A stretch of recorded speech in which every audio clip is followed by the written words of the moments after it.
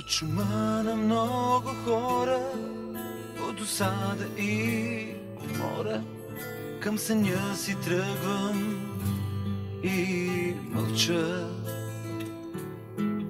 От пера на късни птици, от безброй висящи жици, не намирам своята врата. От кога не съм се връщал в този град и в тази къща, от кога ключът ръждясва в мен.